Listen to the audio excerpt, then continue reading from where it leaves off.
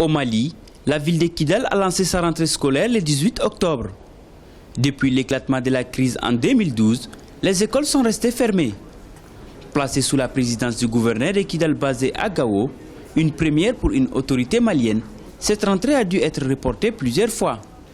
Depuis mai 2014, date de l'affrontement entre les FAMA et la CEMA, aucune autorité malienne ne s'était rendue dans la capitale de la 8e région.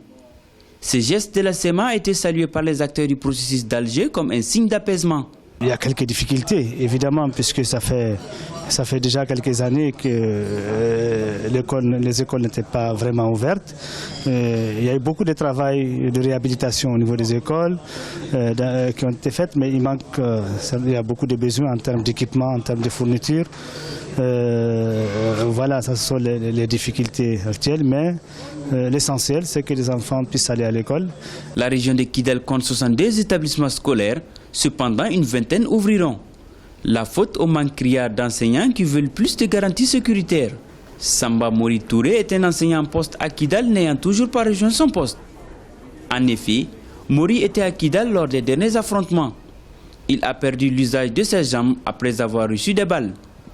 Aujourd'hui, le syndicat national de l'éducation et de la culture pose des conditions pour un retour des enseignants dans la région. Cesse d'avoir des appels des enseignants et de l'administration, dont nous leur avons fait parvenir comme quoi, en quittant à Kidal, les enseignants, comme tous les autres travailleurs, on a été chassés, laissés tous nos biens et nous avons été saccagés de tout.